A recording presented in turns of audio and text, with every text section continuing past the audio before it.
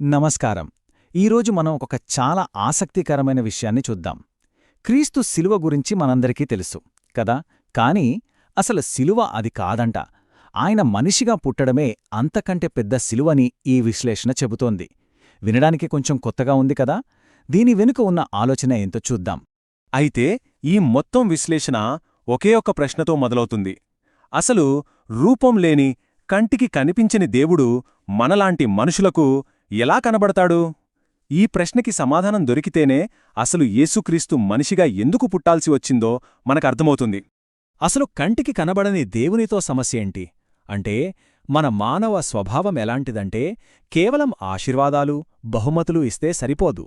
మనకు కావలసింది కేవలం సహాయం మాత్రమే కాదు, సాన్నిహిత్యం. సమస్య అంతా ఇక్కడే ఉంది. దేవుడు ఎంత గొప్పవాడైనా, ఎంతో దయగలవాడైనా ఎక్కడో దూరంగా ఉన్నాడంటే మనసులో ఏదో తెలియని వెలితి. ఆ వెలితిని, ఆ లోటుని కేవలం ఆయన మన మధ్యకు, మన దగ్గరకు వస్తేనే పూరించగలం. అంటే భౌతిక సాన్నిహిత్యం కావాలి. ఈ విషయాన్ని అర్థం చేసుకోడానికి మన మూలగ్రంథం చాలా మంచి ఉదాహరణ చెబుతోంది. ఒక్కసారి ఆలోచించండి.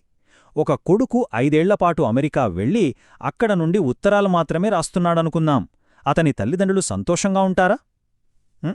ఉండరు. ఉత్తరాలు కాదు, కొడుకే కావాలి వాళ్లకి. వాడు తిరిగి రావాలి. దేవునితో మన బంధం కూడా సరిగ్గా ఇలాంటిదే. సరే, దేవుడు రావాలి అనుకున్నాడు, మన మధ్యకు రావాలి. మరి ఎలా వస్తాడు? ఏదైనా వేషం వేసుకుని వస్తాడా? లేకపోతే నిజంగా పూర్తిగా మనలో ఒకడుగా మారిపోతాడా? ఈ రెండింటికి చాలా పెద్ద తేడా ఉంది. దాని గురించి ఇప్పుడు చూద్దాం. ఒక నటుడు వేషం వేసుకుంటే అది నిజం కాదని మనందరికీ తెలుసు. అది కేవలం తాత్కాలికం, పైపైపోత మాత్రమే. కాని ఇక్కడ జరిగిందది కాదు. క్రీస్తు మానవ అవతారమనేది అలాంటిది కాదు. అది ఒక సంపూర్ణమైన మార్పు. విష్ణువు జగన్మోహినిగా మారినట్లు. అంటే ఉనికిలోనే ఒక నిజమైన మార్పు జరిగిందన్నమాట. అంటే స్పష్టంగా చెప్పాలంటే, క్రీస్తు మనిషిగా వచ్చింది ఏదో ఒక పాత్ర పోషించడానికి కాదు. ఆయన తన దైవత్వాన్ని మర్చిపోలేదు. కాని అదే సమయంలో సంపూర్ణంగా 100% మానవుడిగా మారిపోయాడు. ఇది ఊహకు అందని ఒక పరివర్తన. ఇలా పూర్తిగా మానవుడిగా మారడం వల్ల జరిగిన పర్యవసానం ఏంటి? ఇక్కడే మనం అసలు విషయానికొస్తున్నాం. ఈ విశ్లేషణలో ఉన్న అత్యంత కీలకమైన, శక్తివంతమైన ఆలోచన ఇదే. అసలైన శిలువ చెక్కతో చేసింది కాదంట. ఆయన ధరించిన మానవ శరీరమే అసలైన శిలువ. అసలి మార్పు ఎంత పెద్దదో, ఎంత తీవ్రమైనదో అర్థం కావాలంటే నెబుకద్నేజరు రాజు కథ గుర్తుకు తెచ్చుకోవాలి. ఒక మహారాజు ఉన్నట్టుండి మృగంగా మారిపోవడం ఎంత భయంకరమైన విషయం ఆలోచించండి. అలాగే అంతటి సర్వోన్నతుడైన దేవుడు పరిమితులున్న ఒక సాధారణ మానవుడిగా మారడం కూడా అంతే భయంకరం, అంతకంటే భయంకరం కూడా. అంటే అసలు పాయింటేంటంటే, ఆ గుల్గుతా కొండ మీద చెక్క శిలువపై శారీరక బాధలు పడటానికి చాలా ముందే అసలైన త్యాగం జరిగిపోయింది. ఏంటా త్యాగం? కాలానికందని, రూపంలేని ఆ దేవుడు పుట్టుక, చావు, ఆకలి, దప్పిక ఉన్న ఈ మానవ శరీరంలో బందీ అవ్వడమే. అదే అసలైన అతిపెద్ద త్యాగం. ఇదే ఈ విశ్లేషణ యొక్క హృదయం.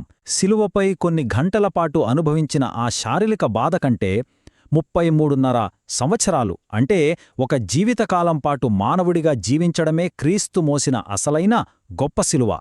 అయితే చూడండి, దేవునికి ఇది ఇంత పెద్ద త్యాగమైతే అదే మానవ అవతారం మనకు, అంటే మానవాళికి ఒక అద్భుతమైన వరంగా ఎలా మారింది?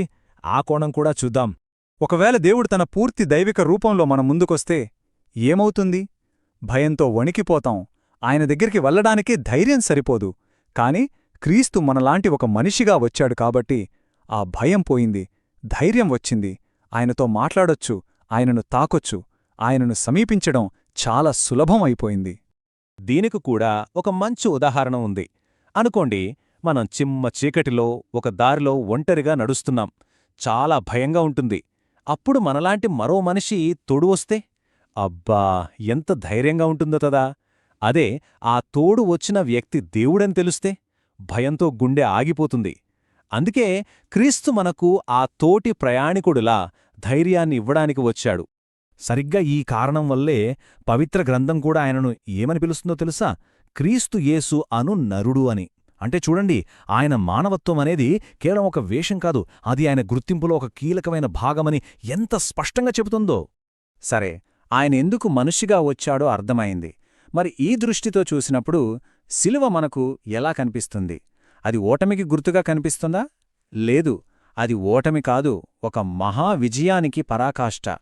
ఆ శిలువ మీద అవును శారీరకంగా నష్టపోయింది, బాధపడింది క్రీస్తే, కాని నిజానికక్కడ ఓడిపోయిందెవరు? సైతాను. మానవాళిని బంధించిన పాపపు సంకెళ్ళు ఆ ఒక్క క్షణంలోనే ముక్కలైపోయాయి. ఒక్కసారి ఆలోచించండి, అంత తీవ్రమైన బాధలో, ప్రాణం పోతున్న సమయంలో కూడా ఆయన ఏం చేస్తున్నాడు? తన పని నాపలేదు. తనను సిలువ వేస్తున్న శత్రువులను క్షమించాడు. పక్కనే ఉన్న దొంగను రక్షించాడు. కన్న తల్లి బాధ్యతను శిష్యుడికి అప్పగించాడు. ఏడుస్తున్న స్త్రీలను ఓదార్చాడు. ఇవన్నీ ఓడిపోతున్న వ్యక్తి చేసే పనులా? కాదు, ఇవి గెలుస్తున్న వ్యక్తి చేసే పనులు. కాబట్టి మనం అర్థం చేసుకోవాల్సిందేంటంటే, శిలువ అనేది ఏదో అనుకోకుండా జరిగిన ఓటమి కాదు, అది ఒక ప్రణాళికా ప్రకారం సాధించిన విజయం. పశువుల తొట్టిలో మానవుడిగా మొదలైన ఆ విజయవంతమైన ప్రయాణం శిలువపై పరిపూర్ణమైంది. అదే దాని పరాకాష్ఠ. కాబట్టి ఈ విశ్లేషణ మొత్తం మన ముందు ఒకే ఒక్క ప్రశ్ననుంచుతుంది. ఆ శిలువ నిజంగా ఎవరిది? శారీరకంగా బాధపడి మనకోసం ప్రాణం పెట్టిన క్రీస్తుదా? లేక ఆ శిలువ దగ్గర తన అధికారాన్ని, శక్తిని శాశ్వతంగా కోల్పోయి ఓడిపోయిన సైతానుదా? ఈ ఒక్క ప్రశ్న శిలువను మనం చూసే దృక్పథాన్నే మార్చేస్తుంది.